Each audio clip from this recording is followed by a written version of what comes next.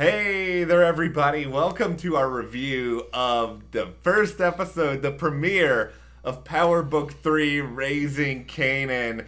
Really, I'm just going to say it, one of my most pleasant surprises of the year so far. It's not like I thought it was going to be bad, but it was so much better even than I thought it would be. I knew this was going to be good. I knew it. It was taking place in the same time I was growing up, sort of like the late 80s, early 90s. I was really looking forward the most to seeing little pieces of my own teenage life in there, right away. First thing out, music, Run DMC, my first album I ever bought. It was just so nostalgic for me to just see all these different things, hear all the different music. I mean, the earrings that Jukebox was wearing, every girl I knew had a pair of those. It was so good, not just for the nostalgia of it all, but I really enjoyed it. I'm a little bit younger, and so I don't remember everything about 1991 in the same exact way, but I do remember some of the music. I do remember some of just the outfits people wore, and I think this show, it captured all of that, but I'll admit the thing I was most nervous about was I was never the biggest Kanan fan on Power itself. He wasn't my favorite character, so I kind of came into this thinking, okay, how are they going to bring all this depth out of this guy who is so kind of closed off? And man, they really delivered with that. They brought everything that I was hoping for. We did a preview about this a couple days ago, and it really hit on all the things that I was hoping for out of this. Well, before we go any further and talk about this episode, what we really liked, all the characters, why not hit that subscribe button? Because as you can tell, we're very much into Power Book 3 right now. We're going to be here discussing it all season long. Yeah, we were here for Power. We're here for Power Book 2, but Power Book 3? Yeah. This premiere is the best out of all of them. I'm just going to say it straight up. Wow, okay. I absolutely loved it. I loved having 50 Cent narrating it. It was so funny in the moments that it needed to be. It was very nostalgic, and the other moments it needed to be. I mean, this was just a really well-rounded premiere. We got a lot of characters that had come in. Great cast. It was really cool to see Lovie Simone in this. I know we only saw her for a second, but I really liked her on Greenleaf. So when I saw her, I was like, oh, it was good.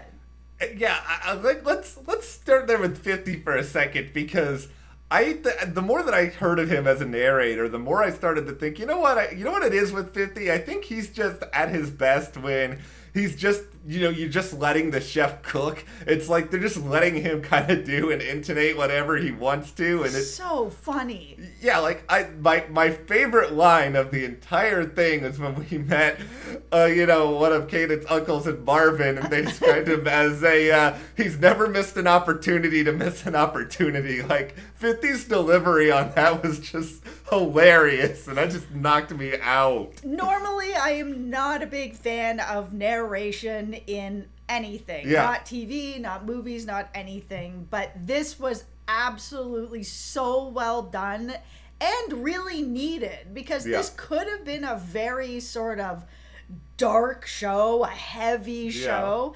Having that sort of little bit of lightness and humor, and it really added a lot to making this really well-rounded. Yeah, it did, and I'll admit there was a couple times I got in my head when I was trying to think about the meta-ness of this show and be like, okay, well, where is adult Kanan telling this story from? Is he in the afterlife? Is he before? Yeah, and it was good too, because at the end of the episode, we even had him say, you know how my life ends up. You know how it all ends for me, sort of thing. But here's how it begins. It was a little meta with that. It was a little meta, but you know what? Who cares where Kanan is telling the story of? Because you know what? The story is good. 50 had some good one-liners, some good nostalgia, and Mekhi Curtis, who had the introducing credit, this is really his first big gig. Yeah.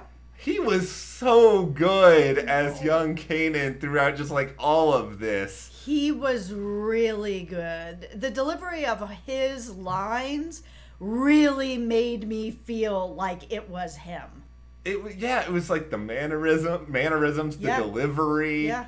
He clearly he watched a lot of Power and he studied what 50 did in a lot of those scenes, and it really carried through. And I think we saw the harder edges, but we also got a lot of humanity out of him in just like 1 hour. That was the thing that I was hoping the most to get out of this, because, we know Kanan from Power. Yeah. He's a really hard guy. There was moments, but it was real small, of vulnerability in Power, like when he killed Jukebox and he was sort of protecting Tariq a bit, and you saw it a bit between them, that there was some vulnerability there. I was really hoping to see a lot more of it here. He's only 15 years old. He's sort of at the beginning of this journey. We're right at the beginning of the journey.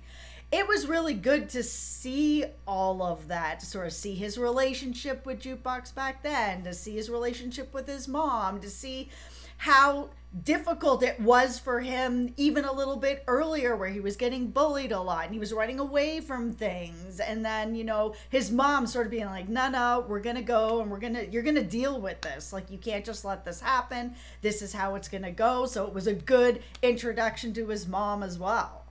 And once again, this is like singing the praises of casting. Like, Patina Miller, I think I really only know her from, like, I think she's Madam Secretary, and I didn't know that much of her, but this is just like a totally different character than what she was on that show. And she was like so good throughout, and I have a really good sense of who Rock is already. She was so good in this role, because one of the things that's very hard to do as an actor, there's only a few actors out there that I can name that can do this, and she is one of them, is to deliver so much emotion with saying nothing. Like, at that very last scene when she is standing there with him on the beach and getting him to shoot off the gun, it was kind of like, you wanted to be in this life, now you're in this life, you made this choice. And she just didn't want him to be in this life. She did want him to take this test, to go to this different school. And then at one point she's like, that's it, you're going to live with Grandma. That's what's happening now. But because of the choices that he made, and she was like, oh, okay, well, I guess this is where we are. That second where he was shooting off the gun and you could see it on her face, like the absolute sadness and broken heart of a mom for her, wanting different for her son and knowing that there's no turning back. Just that look was incredible. Incredible. It told you almost everything you need to know about Rock, but also how she's going to handle things and how she's going to handle her son. And I think what's really kind of sticking with me from this episode is, obviously they're going to try to draw a lot of parallels between this, with book 2, with book 1. And I think all of this explains so much more to me about why Kanan had the affection that he did for Tariq, and that there was a certain amount of himself that he saw in Tariq, when Tariq gets in over his head, and Kanan wants to sort of be, almost in a weird sort of way, that mentor figure for Tariq that Rock kind of was for him. Yeah, and what I've been hoping for, and I mean, it's real early, so who knows if this is going to happen or not. What I've been hoping for is that in this series, we're going to get somebody in his life, maybe besides his mom, who's now like, okay, you're going to be in this life, you're going to be in this life. Somebody in this life of his that will make it out of this alive, who was a positive influence in his life, that is then going to be in the present in book 2 and actually meet up with Tariq and would be a positive influence in his life there, because Tariq doesn't really have any real sort of positive influence that could possibly take him away from the lifestyle and the game that he's getting into. I think it would just add so much more depth to this universe, and there's so many characters already on book 3 that I really want to, like, Can we talk about Famous here for a moment? I'm a big fan of Famous through one episode. I mean, number one, his name is completely idiotic. The reason why he's called this is also hilarious. And it's just this guy. I feel like you were going to connect with that since you also write poetry. See, maybe that's why I like him so much. It's the idea of him thinking that having a poem makes him famous when we all know that poets are starving artists who just all live in boxes because nobody wants to spend money on it. And it's just like, even the disdain that Kanan has for Famous's work, it's just like, all of it is just like, I'll come on, Famous. You are my, it's like a two-person race for my MVP of this episode. I'll make that very clear. I also am all in on Marvin. I not just the 50 Cent introduction, but him like eating the applesauce at the hospital. So this guy does not care whatsoever about anything, and I kind of appreciate it. I love that character too because of the fact that we all know somebody that is like this. That's remarkably relatable, is that that the writers based this on like 5 people. They all collected, and they just rolled them all into one. Yeah, that was one of the other things I really liked about this episode. Like, we got a lot of characters all at once, so it was a lot to take in. But at the same time, it felt like there was a character for everybody that everybody could relate to. There was somebody for everybody. And that's really hard to do. It is really hard to do, and I think it's really hard to kind of balance them out and give everybody like a decent amount of time. Like, we got enough Jukebox to sort of know a little bit of where she landed, what some of her dreams were. Yeah. Now, the Jukebox stuff is some of the stuff I was the most looking forward to because we know how that ends, and we knew like very little really in Power about sort of a lot of their background in like how close were they, like they seemed like they were okay in Power, but like how did it all start, how close are they as cousins? Like, is it, I mean, I got a million cousins. Some of them I'm really close to, some of them I don't really talk to at all, right? So it's kind of like, okay, like, where did it all start? So it was cool to sort of see that not only are they family, but that they are actually pretty close. They're close enough. And this is the thing that stood out to me the most, is that Kanan is willing to keep her secrets. And and that is a very, very specific level of intimacy. Especially at that time. Things were very different at that time. It was not as open as it is now. It was sort of at the time that things were kind of starting to shift a little bit and be a little bit more open, but it wasn't there yet. So to have Kanan actually keep this secret and be understanding about it at 15 years old was pretty mature. I love how they wrote it too, because it was very simple. It was very matter of fact. There wasn't it wasn't something that kind of exploded outward into like a 2 or 3 minute scene. It was just like, oh, that's where, that is where you were. And it gives you just like, they have just an understanding, and just like they've clearly been close for a long time, even leading up to this show. Yeah. All of that made so much sense. There's one I guess quote unquote main character I don't have a good read on yet, and that is just our detective Malcolm, who I just want to call Omar Epps, which I probably will do for at least the next couple of weeks. Yeah, I mean, we've only seen him for really a second. We had Kanan's first person that he ever shot, and they did a really great job with that as well, that it wasn't sort of, I killed this guy and I feel nothing and I'm completely fine with it, and he's like hard right from the get-go that it affected him, and like in a very deep way, in a way that he was like, I will carry this forever with me. The first person that he has shot, it is gonna be with him forever and will follow him forever. Even when he went back to the room and he's like pulling on his shirt and wringing his hands, I was like, this is what I wanted to see. I wanted to see this more vulnerable side, to see where he started to how he got to where he is, where he's killing people and not even blinking. He's killing his own cousin and not even blinking.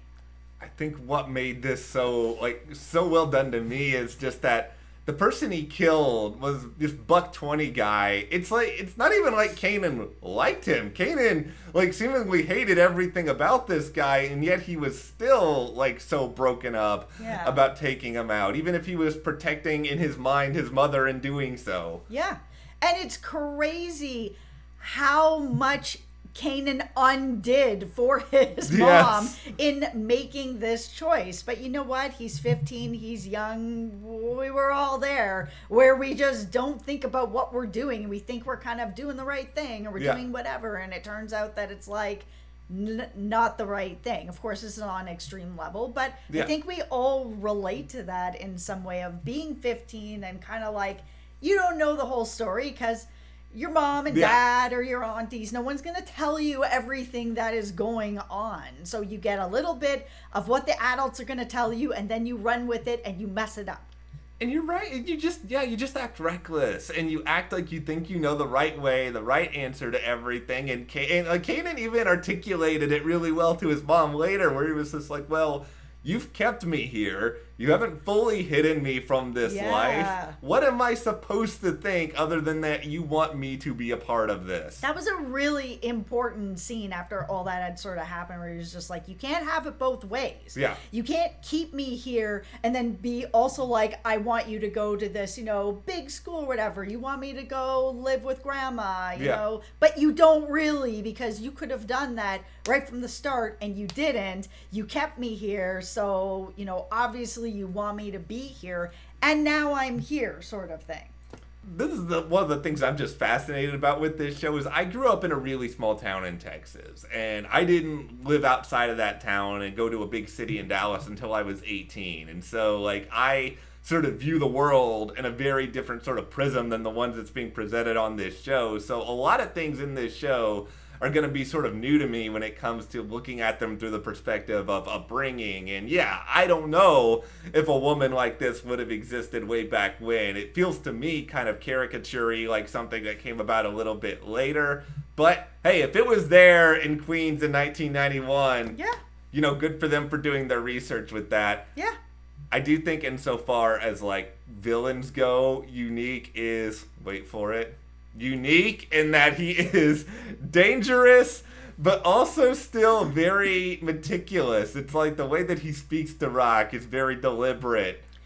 And he's really smart in the way that he went about getting all the blocks. Because obviously what happened with Buck was his opportunity to be like, listen, I can't just take this money and that's enough. Like, look around you. You see that all the people here that are going to look at me and are looking at me for answers and looking at me for revenge and, looking at me for how is this, how are you going to deal with it?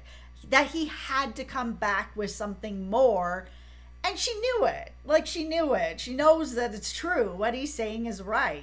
Whether she really likes it or not.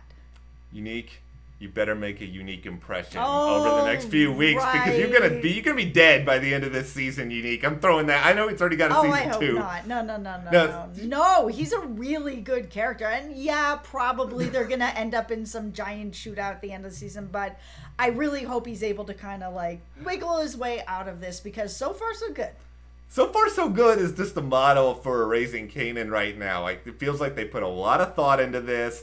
They set up great characters. I don't know if they'll stick the landing the rest of the way, but like, I am really in one episode into this show. Yeah, I'm all in right now, one episode into this show. It's like, the time period feels so genuine. Like I feel like I'm back in there again, which is probably why I'm even extra into the show than anything else. I was just like, oh man, I'm feeling all my feels in this. But I mean, it was funny. It had, the darker moments. It had some really, really good heartbreaking moments as well. I mean, all around, they did a really good job.